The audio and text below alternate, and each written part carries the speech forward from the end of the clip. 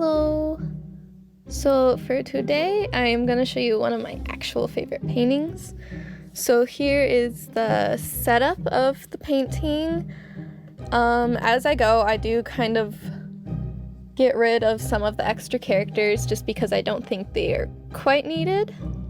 But to begin the painting, I just put in the relative background colors to create a nice even space, and then I kind of go in with the rag to do, guess you could call it ghost sketching. I have kind of given up on using charcoal to sketch with because it always, no matter how hard I try, it always gets into the paint, even if I use the special chemicals to supposedly keep it on the painting and not in the paint. But yeah, so after getting everything nice and sketched out, I'm going in to make the colors even more vibrant. And this is one of the more interesting paintings to me, to be honest, because it's supposed to be realism. We're studying realism in class right now. And I kind of went obnoxious with the colors for my still life because I absolutely have been color deprived in this class and wanted to go absolutely crazy with the colors because we finally get to. Although this is this is still a restricted palette technically. It's called a color gamut, which means that we only can choose 3 colors to mix with.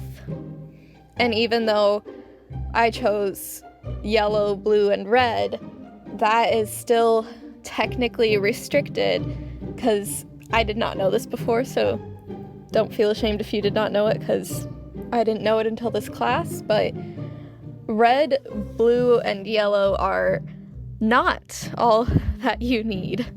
You actually need a cool blue and a warm blue, a cool red and a warm red, and a cool yellow and a warm yellow to technically mix all colors in the world. Which is why if you have ever tried to paint, sometimes it's either hard to find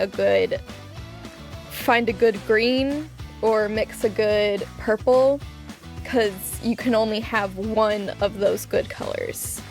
And so for my painting, I chose to have a good green, so I believe that means I had both a cool yellow and a cool blue, because that makes a very, very pretty green.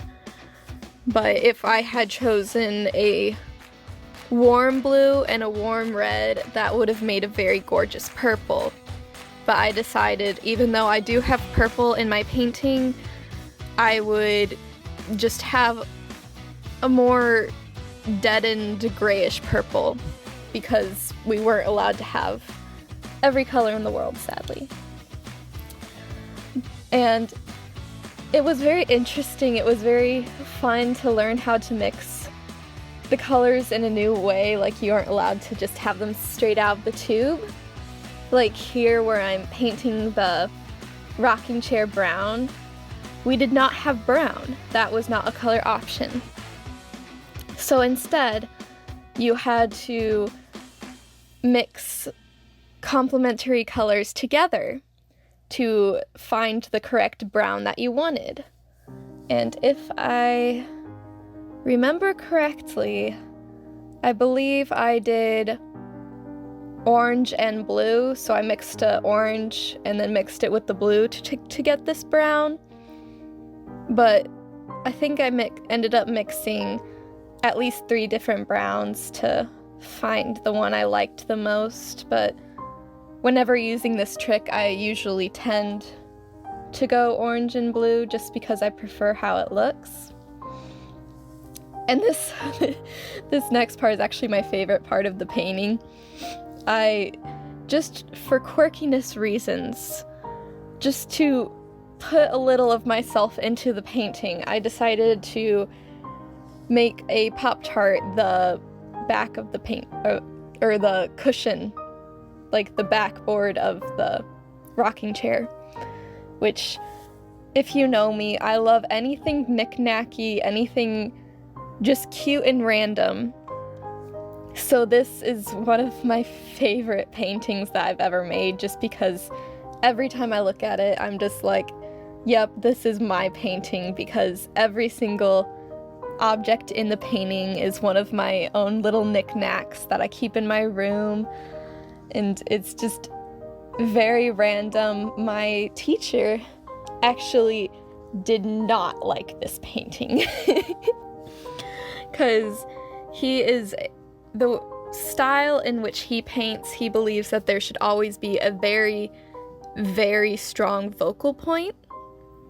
Whereas for this painting, since it was so random, I didn't want there to be an exact focal point. I wanted it to be more like you walked into a room and just saw this weird, strange setup, which is what it is. I mean, it feels like you just walked into a room and saw a bird on a rocking chair and an alligator on the floor, and I just like it, okay? I do. It's one of my favorite paintings, and that's how I always gauge whether or not I like a painting, is if someone tells me it's not correct or they don't like it and I still absolutely love it, then I know it's a good painting in my opinion, because I'm that in love with it that I refuse to change it for someone else. Because my teacher, when he first saw me doing it, suggested that I take everything except the rocking chair and the alligator and the fishbowl out. Like, he absolutely did not like the fact that I had so many random, unnecessary objects, which was what I absolutely loved about it. And he was constantly trying to figure out why there was white stripes on the back. Like, he thought I was trying to make a window, but I just thought it was fun to have a random design on the wall. I thought it made the painting even that more interesting, which he just likes everything to be there for a reason, and I'm very random, and I like the fact that there's absolutely no reason or rhyme to this painting. It just exists. And I love that so much. And I'm very proud of myself on this painting, because usually with paintings, if it's random, it usually means that it's not very composed or painted very well, which I think I actually did a very excellent job actually rendering the still life that I set up, even though that it was absolutely strange and crazy. Because the thing with strange and crazy setups is that you have to render it to the point that it's at least slightly believable, because it's just a strange thing about this picture that I love, where when you look at it, you don't quite question it when you first look at it. You're just like, oh yeah, totally, that could happen. Whereas the more you look at it, the more you're like, that's actually really weird. Like, I did actually even knit a tiny, tiny scarf for the bird to be knitting, because that just made me so happy, because the more I looked at it, I just felt like there needed to be more of a story to it. Like, that's one of my obsessions, is to not even create a definite story, but the possibility of a story.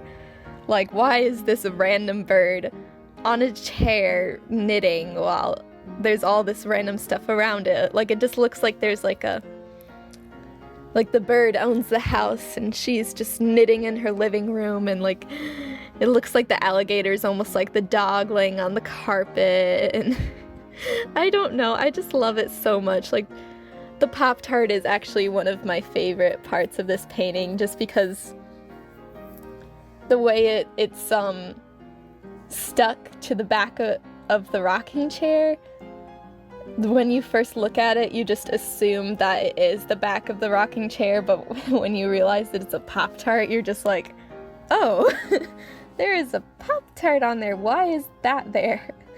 And whenever anyone asks me that, I'm just like, does there have to be a reason? I mean, it can't just be there.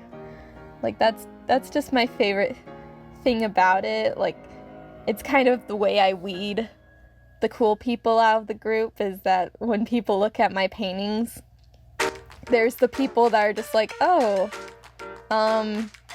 why'd you do that?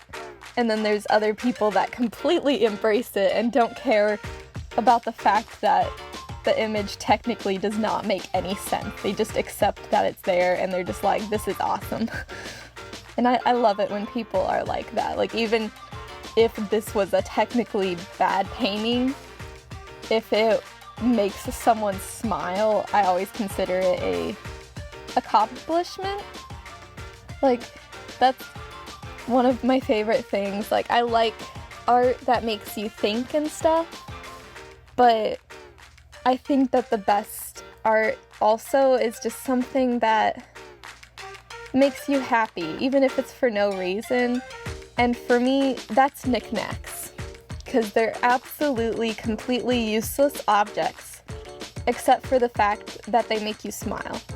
There's not even a technical reason that they make you smile. They're just little dead objects on your side table, but for some reason, just the added tiny cuteness of them for some reason make you smile. And I wanted to create a painting like that, where there was actually no technical reason why this should be hanging on someone's wall, but it's there, and when people see it, for no reason, they smile. And I like that. And I like the fact that it just because I laughed, because when I showed this to my mom, first off, she literally said that this is a Sarah painting, and I was like, yes, I know this. That's why I liked it, is because when I looked at it, I was like, this is absolutely my painting. Like, my teacher did not force me to do this painting or to do a particular setup. I absolutely designed every single aspect of this painting, and I love that. But when I was talking to my mom about it, I was like, prepare yourself, because this is gonna be what my house looks like. Like, I want my house to be that weird thing where you step in and it's absolute weirdness, like you just stepped into Wonderland, but for some reason, it's just close enough to reality that you automatically accept it. You don't question it. It's weird, it's odd, but you accept it. Just because it's there, you accept it and you don't question the oddness of it. And I love stuff like that. I absolutely love stuff like that. Like, if I walked in and saw this in my home, I wouldn't be like, what is this? I would just be like, I love it. And my roommate at college, bless her, she is just like me, so we just have an absolute army of random knickknacks about the room. We have at least 50 Shopkins on our windowsill. It just makes me happy. I mean, one of those minimalistic type of people would probably absolutely panic at the side of our room, just because we have so much useless stuff that to them it'd probably look like clutter. But to me and my roommate, like, every single object is there for a specific reason, and we don't want to get rid of it. And I love things like that. Like, my future household is going to be an absolute wreck. Like, every single space is going to be filled. And I know that makes some people panic, but to me, it just brings about, like, such absolute joy for no reason at all. Because I love the details in the world. Like, I love looking down and seeing random little plants that have somehow grown into the cracks of a sidewalk, or that one person who drew a smiley face on the bathroom stall. Like, little things that nobody cares about or nobody notices. I absolutely love it. Or like finding a squirrel nest in a tree. Like, I just love little things like that. Or just, I don't know, I love the details in life. To me, that's what brings about most happiness to me. Like, for other people, it's the big things in life that are the most important. For me, it's the small things in life that are so important. Like, it's not the big giant prom dance that you go to. It's when your date decides that he just wants to snuggle up with you on the couch while you watch your favorite Netflix shows. Like, or if he wants to take you out to Arby's. Like, those to me are the special moments in life. I'm obviously not married yet, but just, I'm sure I'm gonna love my wedding and hold it very close in my heart. But if someone asked me my favorite moment with my significant other, it'd probably be something closer to, oh, I like that one time that we had a applesauce war in the cafeteria. Like, just, I love the random, ridiculous moments in life that only last a few seconds even. But to me, they are the most precious and the most important. And I tried my best to convey that in my painting, because since there's so many small objects in the painting, my teacher was constantly pressuring me to do more vague impressions of them instead of trying to render each object.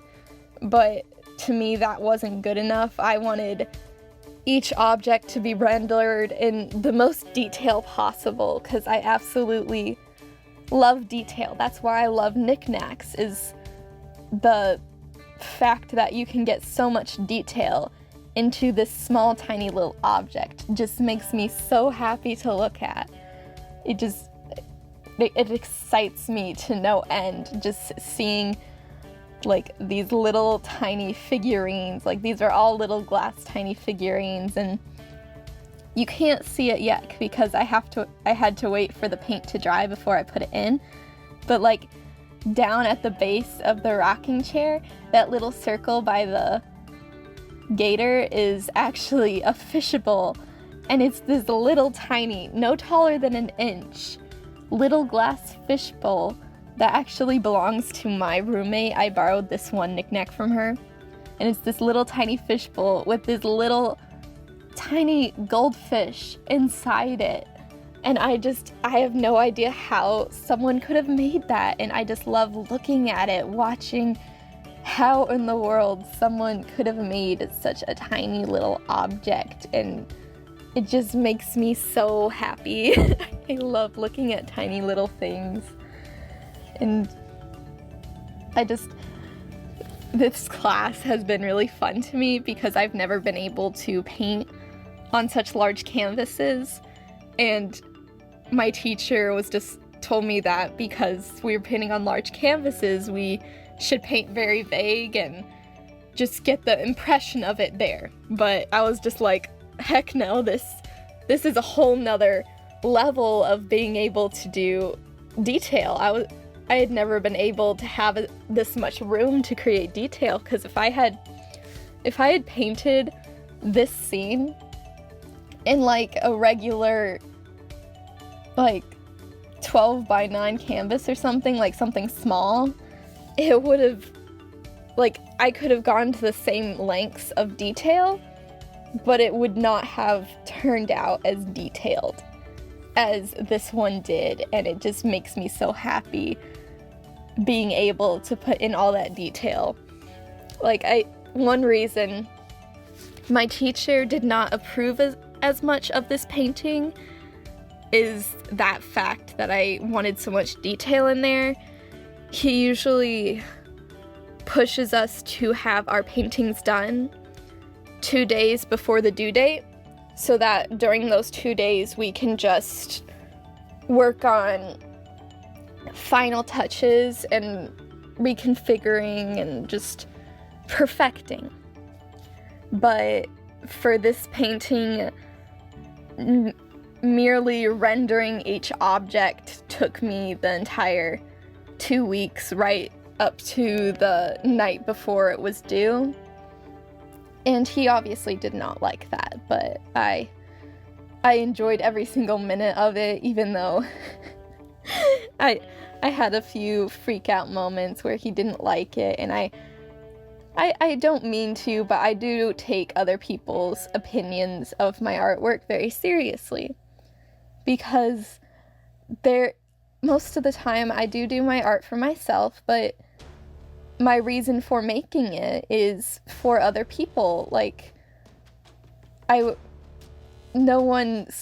so many people in the world that don't find the same enjoyment in knickknacks that I do, and creating this painting was like trying to express and explain to people why I enjoy knickknacks so much. It's just like I tried to create this totally unnecessarily detailed painting of this obnoxious and odd setup, and it just makes me happy, and I just hope that people smile when they see it. It's what makes me happy, and it's hard to see in the video, so feel free to pause it at the end of this video when I bring up the final picture of it. But each object I have tried to pour in as much detail as possible into it, because especially since a large majority of the objects in this piece are glass, it took so long to try to get the colors right, because while the alligator was green, it's on a red carpet, so you can see little bits of red in it, and you can see bits of blue reflecting, and it takes so much to get them just right.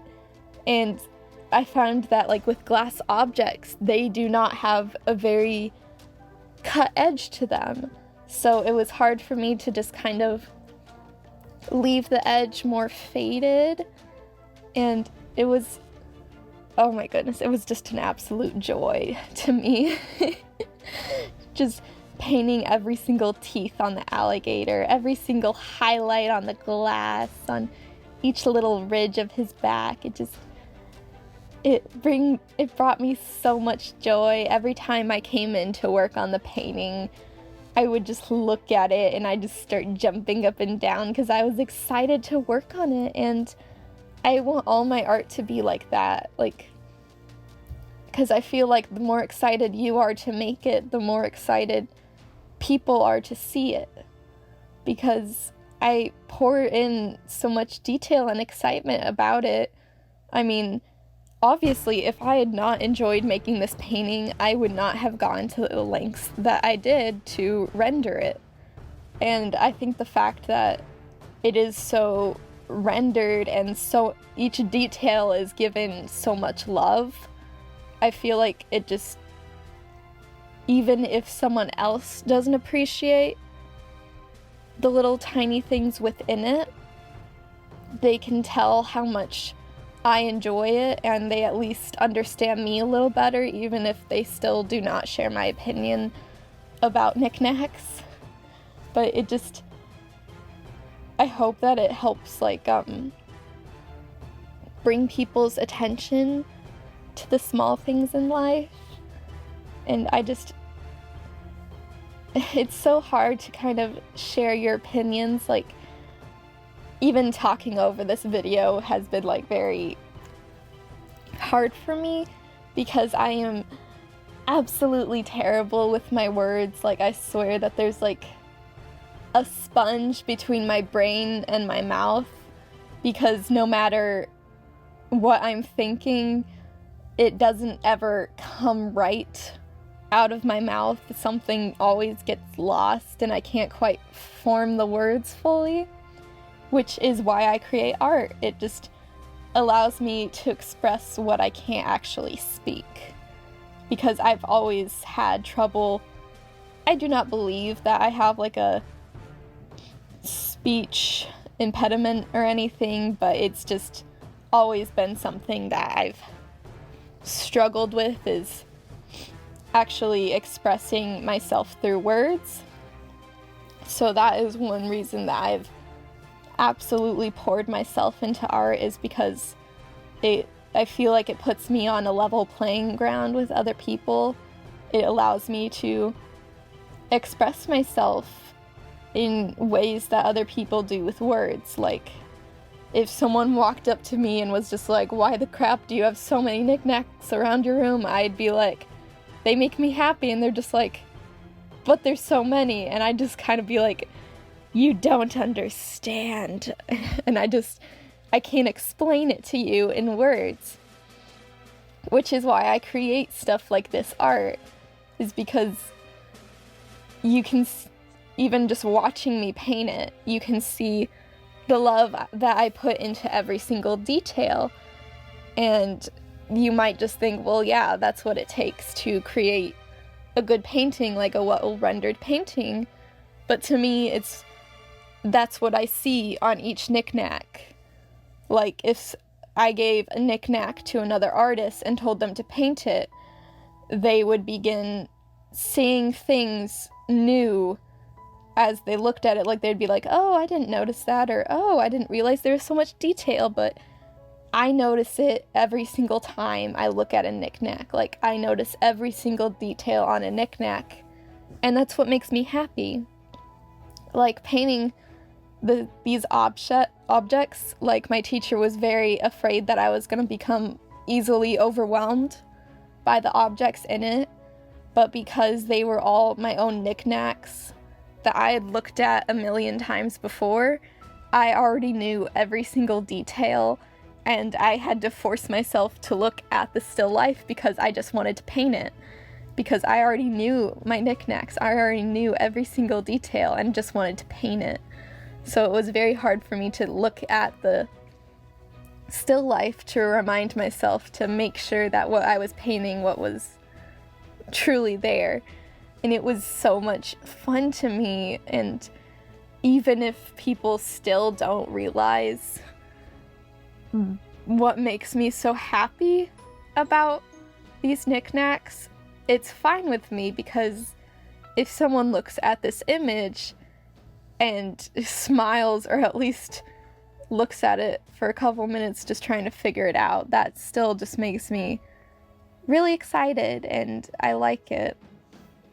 And even on the knitting, like, I haven't done it yet, but on the knitting, I go through and try to get every single stitch on there, or at least an impression of every single stitch. And it just, that added obsessive detail makes me very, very happy. Like, most people would only ever pour in that much detail into something that they considered important. So yeah, here, you can see me start putting in the detail on the knitting, and even trying to put like the little swirls of the yarn in. And it was I love putting detail in my paintings, but I do admit it's very hard to put in detail without losing the natural shadows and highlights of the object. Like, it took me a while to go back in and put in the natural shadows that were already well rendered before I started putting the detail in, because it became a little lost with the detail, so I had to bring it back, which I can understand. I think that's why my teacher did not prefer me to paint this the way I did.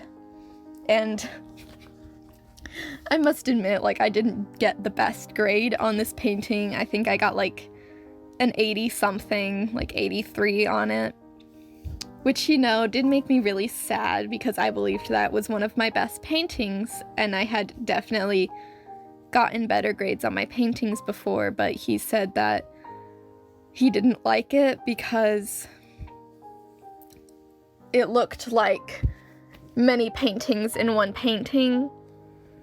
Like, I had used too many different styles, but I had done that on purpose just because I rendered each object separately, which is not usually something you do in a painting. Usually you're supposed to paint everything at once so it stays unified, but I painted each object separately because I wanted to show the detail in each object separately, and so that didn't all meld together like it's supposed to, according to my teacher.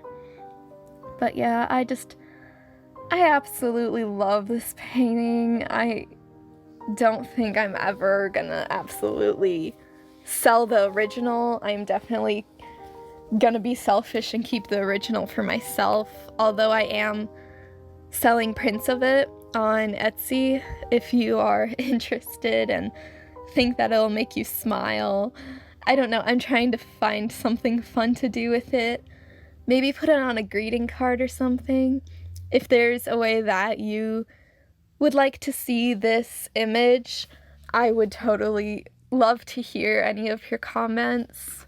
So please just put them in the comment section so I can see what you guys think would be best for this image. But personally, I absolutely love it, and if you share my obsession for Knacks, please comment and let me know that I'm not alone. But yeah, that's what I have for this week. Alright, I'll see you next week. Bye!